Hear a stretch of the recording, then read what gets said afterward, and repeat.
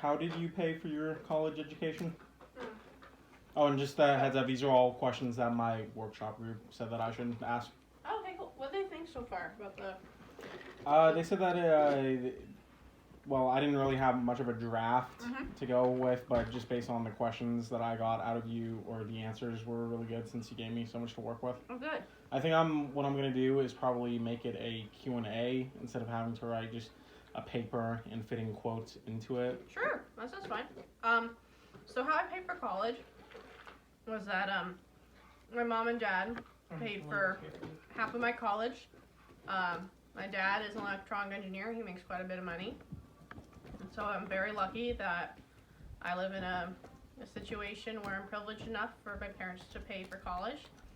The other part that I was very lucky for was that I had an aunt when I was very little who took care of us, and then she passed away of pancreatic cancer when I was around 10, which was very, very sad.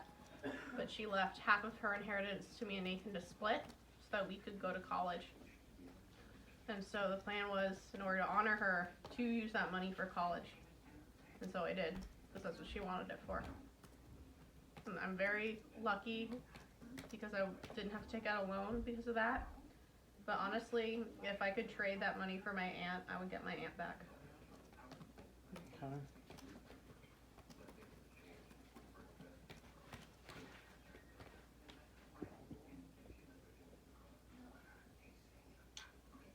Okay.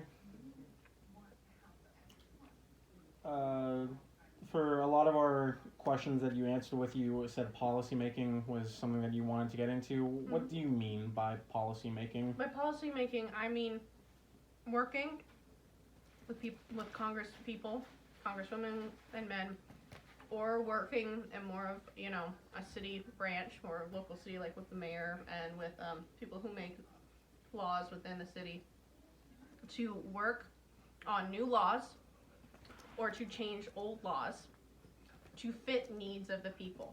So I want my job to be to either do the research to say, hey,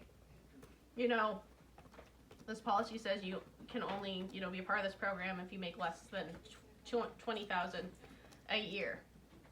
Even though most people are making below $30,000 a year who can't afford these. You can only afford the stuff that the service provides if you make more than $30,000. And then also making policies to protect LGBT people and minorities.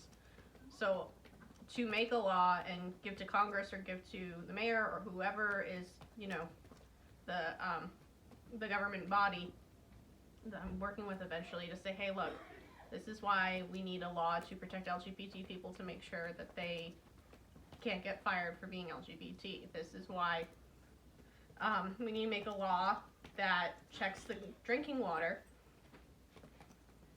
and make sure that we have more money, or make a bond measure so that more money is funded into making sure, the kids in Oakland, that the water in their schools isn't toxic with lead. It's illegal for that to happen, and that we have enough money to fix it. That's what I mean by policy making. Okay. By either creating... just working in the government to make a law to help people. Mm-hmm. Okay. Earlier also, you talked about on how some of the workers that you've worked with help to enforce a victim mentality. What kind of things did they do that enforce that? What do you mean? So earlier you said,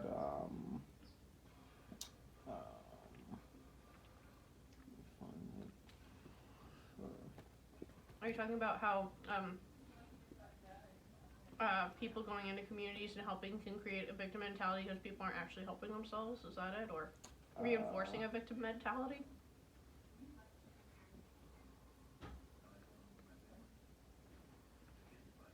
Yeah, here it is, the specific quote that I got from my transcript. Mm-hmm. A lot of people who come to help them enforce that victim mentality. Okay, so what I mean by that is, and by that you mean low-income communities, communities of color, people you don't help? That was what we were talking about at the time. So, there are people who come in to help other folks, people who are low-income, people of color and say, oh, you poor things, here, let me save you, let me help you because you're a victim and you've been through so much. That doesn't feel good. Or also, you'll help people and then people will think, oh, well, I need help, therefore I'm a victim and I can't do anything for myself. This is something that in health education we study about. And we do our best to try and ensure that we do not continue this cycle of victimhood. These people have already been through enough. So a good example is the Native American population. When you go in to help them, they have already had this, they've been victims of so much, of a genocide. When alcohol was introduced, like the Western alcohol, it created a lot of alcoholism problem. They have a huge diaspora. And so there's this victimhood that a lot of them say that they feel. They feel like they're victims and they feel like they can't break the cycle because they've been victims their whole lives and for generations, so what else can they do? So it's our job to make sure when we help them, when we help people, we don't say, hey, I'm going to give you this thing because you need food and it's me who's helping you. You need to depend on me. It's like, look, I'm here to come into your community and show you what you have to make you stronger and to help you build things to make you stronger as a community and more resilient. That's what I mean by making sure that you're not making people the victim. Like when people go in and build houses for people in other places and they're like, oh, you know, you were the victim of this like tornado or something, or because you're so poor, so we're making this for you to, you know, because we're good people. No. You can't do that when you're a social worker or you're in health ed. You need, like, my job is to make you feel like you can do the work and you can take care of yourself. Because if I'm not making you feel like you're doing that, then I'm failing you.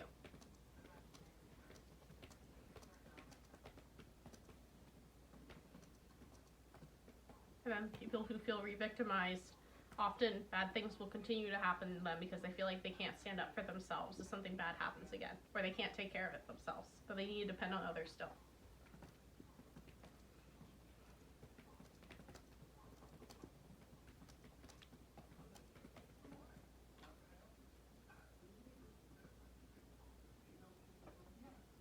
Okay.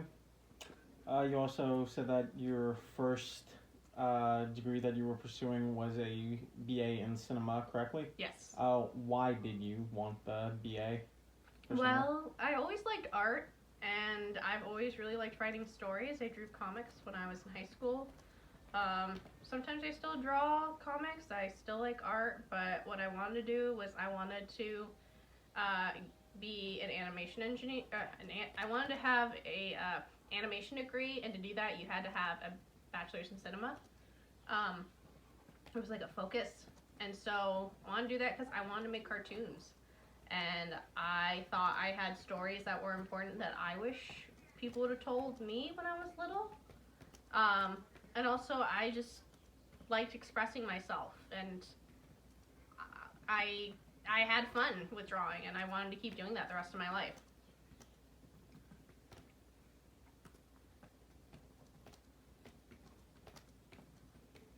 Okay. And when did you change majors? Like, what prompted you to change? So I was in a cinema class, and it was like Cinema 101, and he had lumped, this was the second time this had happened, I had been in 3 cinema classes, and this is the second time in a cinema class where they lumped documentaries and animation together into the same group and showed the same movie. And they didn't really talk about animation, which made me realize, and after talking to other people in the department, that animation wasn't really held in as high regard. Well, it got me so that was a little tough. People who were in the animation department told me how hard it was, and it wasn't just, fun drawing all day. You would work long hours, you'd be super tired, your hands would hurt, you'd have all these deadlines, and you wouldn't get paid a lot. The thing that I was already kind of on the fence with, but I'm like, okay, I can get through it. I still want to do this. What got me was in that same cinema class, I had a professor who talked about women in film and how there's not a lot and how there's a lot of discrimination. And so I asked him, how can we end that? As a woman who wants to get in the film, how can I make sure that that doesn't happen to me? And he proceeded to tell me a story about how he had a colleague who went into film and took women's studies just so that he could learn how to make women even more oppressed in his films. And I realized that he didn't have an answer for me. And if this was a professor who, you know, is supposed to be encouraging kids to be in the industry, and his answer was like, fuck you, because I'm going to tell you a story about someone who did the opposite, that did not really leave me with a lot of encouragement that things were going to get better if I went into the industry. That was just going to get worse, that there was going to be more misogyny. And so I decided I didn't want to deal with that.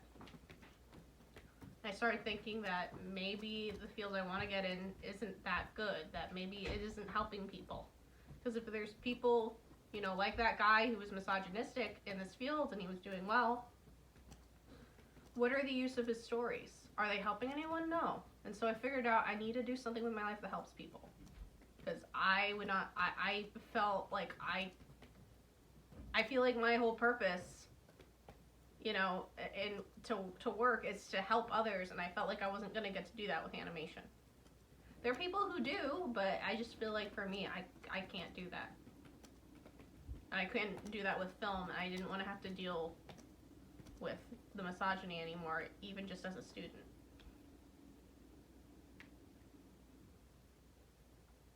Okay. Next is just a little clarification thing. Someone in my workshop was confused by the Queer Alliance being for a class. I didn't ask if she was familiar with it or not, but she wasn't sure how working with Queer Alliance was for a class. So for one of our classes, we had to volunteer with a local organization through the school. It was a community organizing class, and so we had to volunteer with an organization and give our hours to them, and also learn from them how they organize communities, how they organize and get people to come to events, and how they do outreach and help others. And so I chose Queer Alliance. Okay.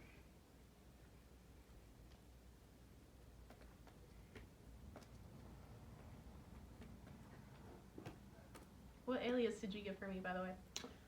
Carla Stone was the first thing. I like that. Alright, I'm glad to hear that. Carla Stone. That's Alright. cool. Bye, Nate. We're gonna go out. Where is this? Sorry, Curtis. If this one's too personal and you don't want me to put it in, just go ahead and tell me. But I just felt that I should ask it to you. When did you discover your queer identity? Oh, okay. Yeah, no, I'm totally fine with that. So I'm ace and asexual, or demisexual, I guess, and bisexual. And it was kind of a two-part discovery. First, I realized I sort of figured out I was bi when I was in college. And there was this, I was hanging out with a bunch of friends who were all lesbians. I had just a big gay friend group. I didn't think much of it at the time. I thought, oh, well, I'm accepting of them and they're cool. And there was this one girl who was, you know, listening to me play music. And I thought I was annoyed with her, honestly. And then she got kind of like really close to me and said, what are you playing? And my heart skipped a beat and I went, oh no, she's cute. I wasn't annoyed, I was flustered the whole time. Felt like a stupid idiot. And that's when I first realized, oh, maybe I do like girls. And just, you know, I studied human sexuality and I hung out with a bunch of lesbians, which, you know, gave me a good space to kind of figure things out. And they would talk about their feelings and I realized, oh wait, I feel that way about girls too. So yeah, I realized I was bi, and just over time it just made more sense and I felt more comfortable with it. Looking back, there's a lot of things that, you know, I should have realized, oh wait, straight girls maybe don't think this way or do this. Like, I thought Kim Possible was just so beautiful and cool. She is. but like not in like a straight, like I said, I had a girl crush on her, which isn't a lie because I am a girl and I have a crush on her, but it wasn't like, I didn't realize it was romantic. One reason it took me so long to figure out I was bi is because I am also asexual, and so I didn't realize that the sexual part isn't necessarily needed to be bi. Like, I have been sexually attracted to girls, but it's like sexual attraction is rare for me in general. So it was realizing, oh wait, I could be bi-romantic, and then eventually I was like, okay, I'm bisexual. The ace thing, I had an asexual friend, or two asexual friends actually, and we were talking, and I explained, like, I didn't understand why people would date people they didn't even like, that they weren't even friends with, or like why people would go on a one night stand. I just couldn't understand. And they asked me about it, and they're like, you don't look at people and, you know, want them in a sexual way. And I said, ew, gross. Like, I don't even know them. They're like, I think you might be demisexual, which I had never heard of. I looked online, and I read what it was, and I realized, wait, everyone's not like that? Because I thought everyone was just like that. Like, people just did it because, I don't know, they were weird. I didn't get it. And I went, oh shit, you stupid asexual. You were ace this whole time. I'm romantically attracted to people, so I want to hold their hand, I want to kiss them. But the sex thing, like, that just is not something, like, I don't feel sexually attracted to people when I look at them. I understand, like, they're pretty. I understand aesthetic attraction, but just, like, I don't get, like, I don't get the equivalent of a boner. I don't feel an urge to be with anyone sexually, especially when I don't know them. And the only time I ever felt like that was when I had been in a relationship for a year. And I thought, you know, I was just a late bloomer, that I had, you know, puberty hit kind of late. Because my first romantic relationship was when I was like 19. And then I went through a series of dating other people where I just didn't feel attraction to them, and I couldn't figure out why. I felt romantically, but I didn't want to do anything with them. And then I realized, oh, it's because I didn't know them for long enough, and I didn't, you know, have that romantic connection, you know, for as long. Once I figured that out, things became a lot easier for me in terms of, like, knowing myself and what I need. So, yeah, the ace thing it was a little bit more obvious once I realized it. The bi thing just kind of took a while. So, it was kind of a long process figuring out I was, you know, bi and ace. So, because it's kind of a combo, and because there's people who discriminate against bi people, there's people who discriminate against ace people, especially within the LGBT community. There's a lot of people who are gay that do not like ace people. I just identify as queer because it's the easiest way to say, look, I'm not straight. And I could get fired from my job if people found out what I was. Okay.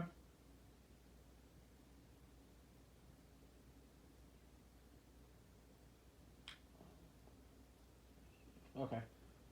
So just for the last one, again, if you don't want to talk about this, but this one specifically was from my instructor, and he said that if you're willing to answer it, it could like help with the article. And if you don't want to, you don't have to, because I also think that this is a bit of a dickish question, Okay. but I guess since he's my instructor, so Okay. I might as well ask. Yeah, go for it. Specifically, this is his wording of the question. Okay.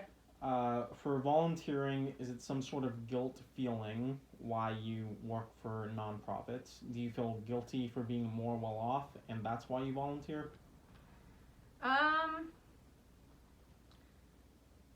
So again, if you don't want to answer. No, I'm trying to think of a good way to respond to this. I think there's a lot of people who feel like that. You know, in my family, I grew up with people who have felt like that in their past. I grew up in a household where it was very important to my parents that we did not feel guilty Um, going to school, I learned that there is a lot of guilt being a richer white person. But that's not why I'm helping people. Like, I'm not helping people just because I feel guilty. The reason I'm helping people is because I've been through shit and I know what it's like. Like, yeah, I'm from a well-off household. Yeah, I'm white. I'm also gay. I'm also a woman. I'm also Middle Eastern. And I've also been bullied, like, as a kid. Like, the question seems like something a straight white dude would ask. He's African American. He might get a kick out of that. You don't have to write that. Yeah, of course. Yeah. I've been, like, I understand what it's like to be discriminated against. I understand what it's like to go through hardship. I have anxiety and depression.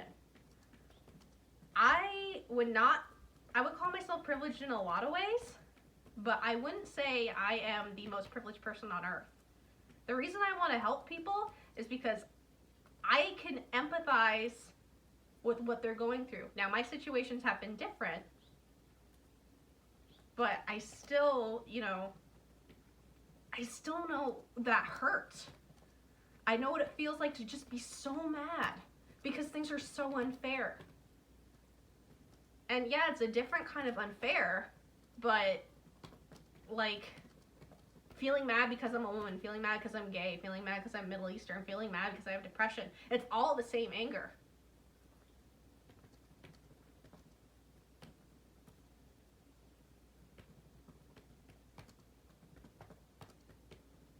In a sense, I suppose I feel guilty for what my ancestors have done. When it comes to like, actually, the people I help, a proportion of them have a history where my ancestors have hurt them, and that's something I'm aware of. And in a sense, I do feel like it's important to acknowledge that. And I wouldn't be lying if I think it's, that for some people, it's some kind of atonement for them. For me, in some ways, I feel like I'm doing what I'm supposed to. Like, this is how my ancestors should have acted. I guess in a way, I do want to be better than my ancestors, but it's not because I feel guilty. It's because I don't want them to have to feel how I felt, because it's really shitty.